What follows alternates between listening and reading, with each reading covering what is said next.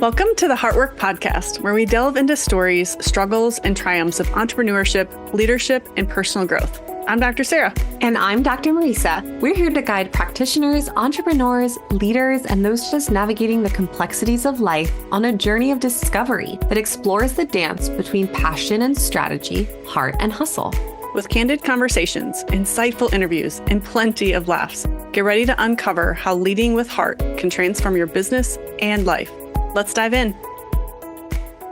Welcome back to another episode of the Heartwork podcast. Today, we are excited because we just went to a recent conference that talked not just about business and entrepreneurship and the field that we're both in, but also really tied in a lot of mindset, personal development, financial literacy, and gave a lot of tips and tricks. I don't know about you, Sarah, but I literally felt like hungover after the weekend without actually being hungover because I felt like I drank from a fire hose of information like the whole time. I did not feel like myself until Tuesday or Wednesday. I was just out of it. Truly. I legit was out of it for a week. So it was an amazing conference, and it was so fun to be in a room of people that are doing things that are so out of the mind or like comprehension a little bit too, which was so beautiful. There were so many practical takeaways. However, there were also things that were like, man, that's not where I am right now. However, it's really cool to see what is possible.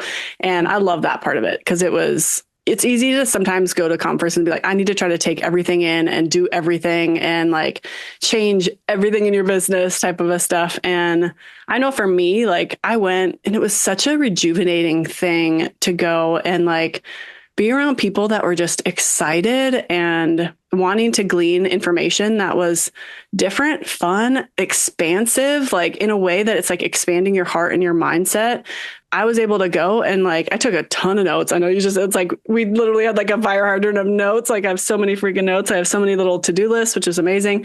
However, at the same time, I know for me, like I was able to actually just also sit there and just be present, not try to change everything, which is really cool. So it was a win for me because I can sometimes be this person that's like goes to this conference or goes to conferences and sometimes want to like change everything, or like it can speak a lot of like doubt inside of me to where it's like, if I'm not doing what somebody else is doing, it can really make me feel like I'm not good enough, not valuable enough because I haven't made the decision to do that yet, or I haven't had the money to do something the way that some other people have. So it was just really beautiful for me to just go and just be like, I could be so freaking proud. And like these badass people that are on these stages talking about these things that I'm like, who the freak are these? I literally remember messaging you at one point and be like, who is this guy? Like it's after the past 7 years, I'm like, what the freak? Like, it's so freaking incredible to see what he's done with his life. It's just amazing. And it doesn't have to be my story. However, it can also be incredible to really cheers people on and be just in a room with that. That literally was the whole feeling of the whole conference of like, you're just truly getting cheered on and you're getting in a room of people saying like, hey, this may not be your story, but you have potential in you that it's so freaking incredible. So why don't you run after it? Totally. I love that because of there was someone that was up on stage at one point and talked about how like, don't compare my chapter 30 to your chapter 3. And it's so true because you can't, I'm guilty of this. I'm like, oh my God, I love that person. I want to work with them. Or like, I like this. Like, I want to change that. And I want to change that. I'm guilty. So for me, I almost have to like, put a star, like a triple star by their name if I like want to do some recon later, and then just have to like sit with it and process it. But we do often think about, man, like I'm not there yet. And you're also like, hold on, at one point they were where I was too.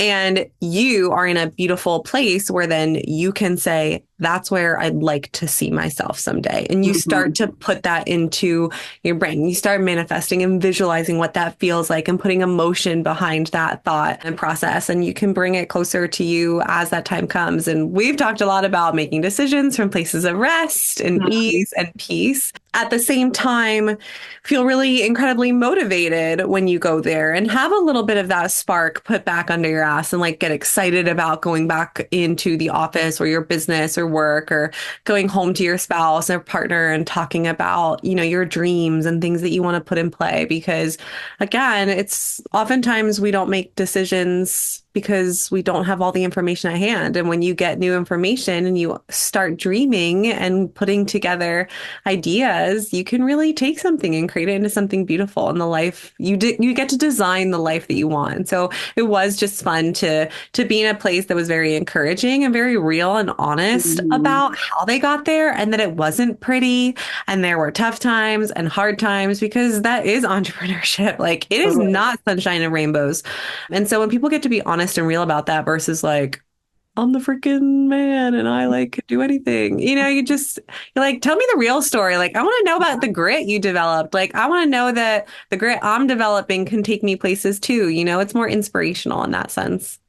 It makes it like attainable too. When you Mhm. are listening to somebody that is on stage that has literally has a net worth of $100 million. It's like, for one, it makes it feel like you can't ever get to that capacity. And also the things that they're talking about, though, when they bring it down to earth, like there was a guy on stage that I loved. Like he is in real estate, he's in syndication, and he's just done a ton with his life and has a huge net worth and like has just done all these things. But he was truly one of my favorite people I got to hear the whole time because he made it into this place of like, we all have a seed of greatness in us and we have this ability to be able to share our story and there's potential in that. And you never know what your story is going to also ignite into somebody else. And it was so like he was talking, sure, he gave some practical stuff about investing and stuff like that.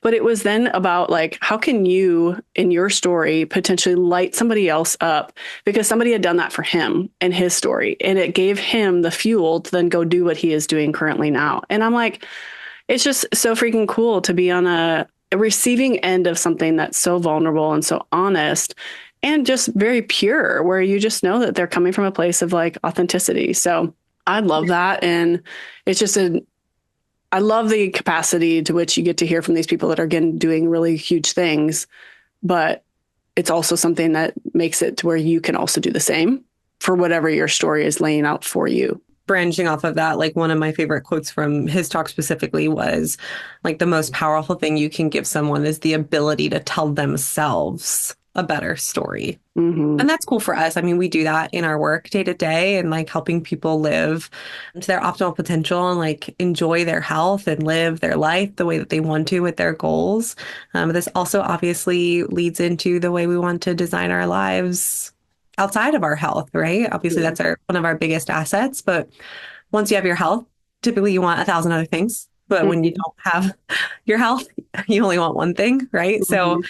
I just thought that was super powerful because really at the end of the day, we always want to have high self-esteem and opinions of ourselves and feel like we put our head on the pillow. Just feel like proud and happy of the way that you lived that day.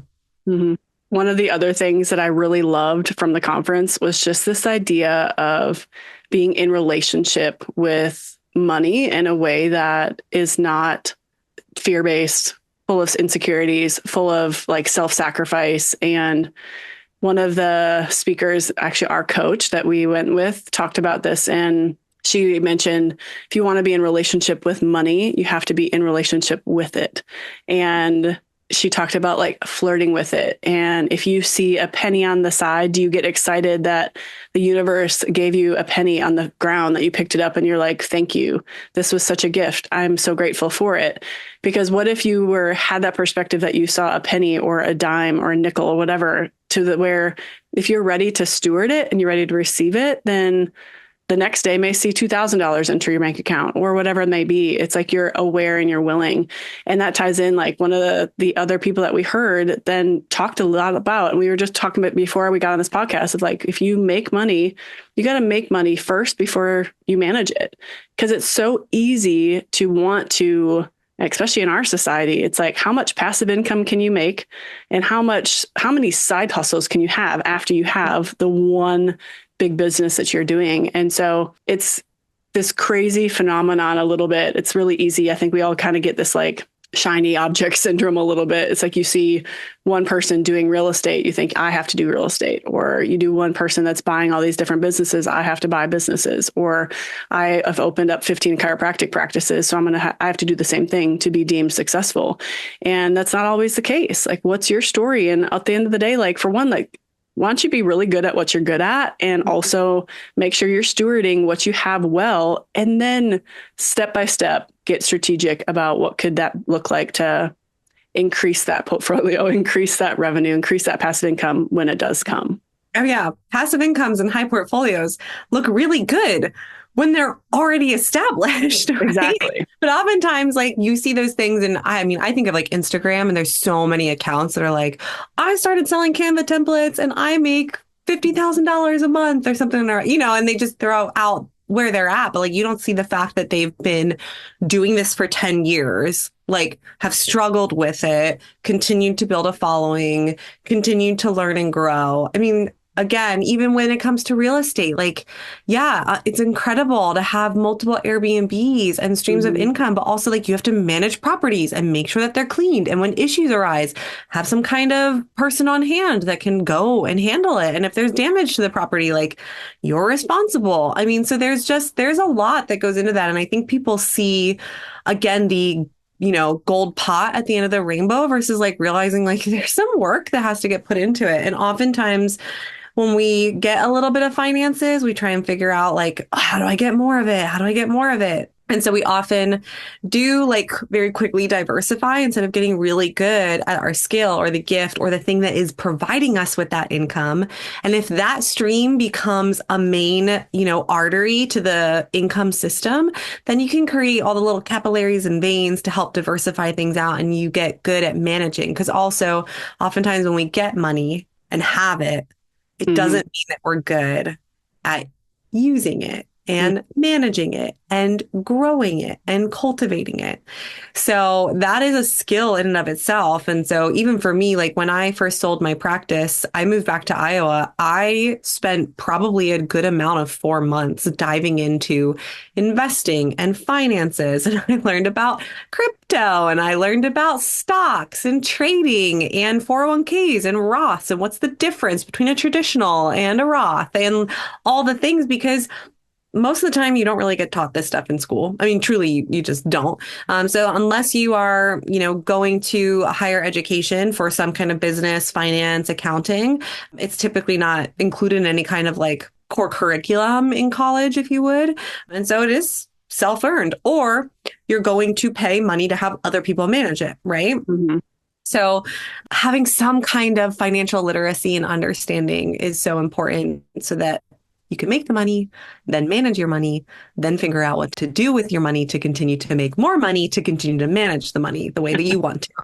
So it's hard for sure. You also talked, though, when you moved back to Iowa, you did GrubHub. You were a dog sitter. Literally. And I think everybody can get this shock syndrome a little bit of like, I need to do all these things so that I then again have this passive income, or I have this like pretty portfolio. When sometimes you just got to put the work in, do the nitty gritty, have your baby, whatever that business is, be really, really profitable, so that with that profit, then you can actually diversify it and you can do something with it. Because then also, if you're good with your money, like you just talked about, it's going to come. It's like you got to be a steward so that God will trust you to do with it more, right? And this conference was a lot about like money and investing. And while also I know for myself too, like it can be really enticing to chase money and to chase the idea of what it's going to get you.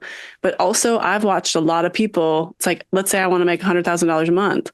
If you do that, then what? Are you content? Are you like okay with where you're at? Or now do you need to make 125,000 because that's going to be the next thing to get you somewhere?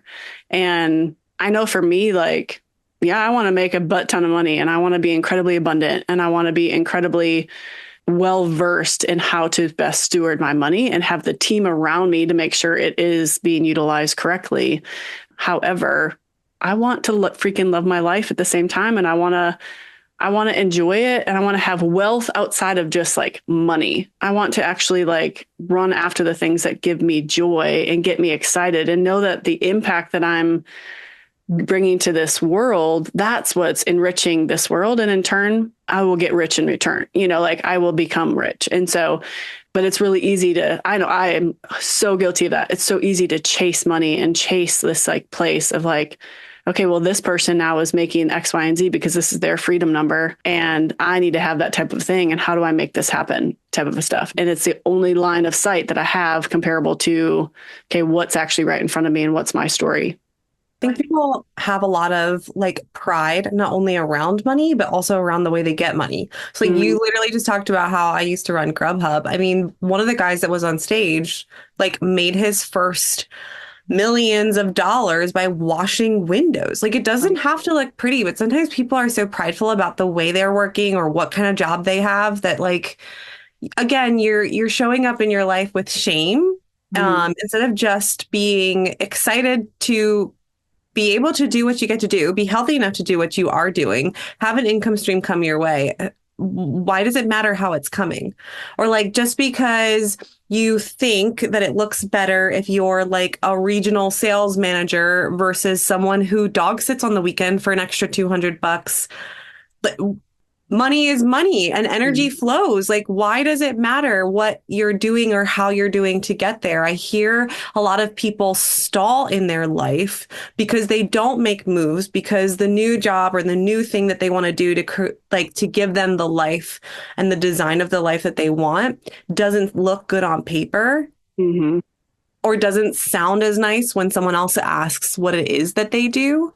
So then they just continue to wait and wait and wait and wait for a new job and a new job, and it's not given to them or it's not given to them and they're not reaching it. And then they get upset because they feel like they're not good enough for what they're actually looking for, when in fact, maybe they're just not actually casting the net wide enough to really see what can actually be profitable, what can have potential. And at the end of the day, go into your bank account so that you can then continue to design the life you want. That guy now is not still washing windows. But like, that's what he did. I'm not still dog sitting on the weekend or delivering people's meals just so that I could have some extra spending money. But like, I did it and there was no shame around it. Yeah. Like, I don't care what you think. There's an extra $200 in my pocket. Thank you, universe. It was a surge day. Like, great. You know? I love it though, because what you just talked about was becoming, somebody on stage said this, it's sometimes more about becoming more versus doing more. And as we leave you guys with this episode, for one, it was so freaking fun to go with you to this conference. I love getting to be able to see our friends and make relationships, rekindle old relationships, get to see people you hadn't seen in a while, and be able to be around people that are just excited about life and eager to lift each other up and to really empower them to know that, man, you have potential inside of you. And it is literally endless possibilities for each and every single person that's listening to this call. And like I said, sometimes it's truly about becoming more and not doing more. And if you are finding yourself filled with shame or feeling like you're chasing somebody else's dream, I would just invite you to like consider, what is it that actually is your story and what's right in front of you? And also know, like, to make money, do what's really, really beautiful for you, make the money and then manage it well and just see what will happen. Totally. So, no one is going to argue harder for your potential than you argue for your limitations and your income stream, your business, your entrepreneurship, your family, like your health. Nothing in your life will ever outgrow your self-esteem. Those were so powerful, and we just want to leave our audience with that today. So thank you guys for joining us. If you liked what you heard, go ahead and subscribe to this amazing podcast. Follow us, like it, share it to your social medias, and we look forward to hearing from you and chatting with you guys next time. Bye.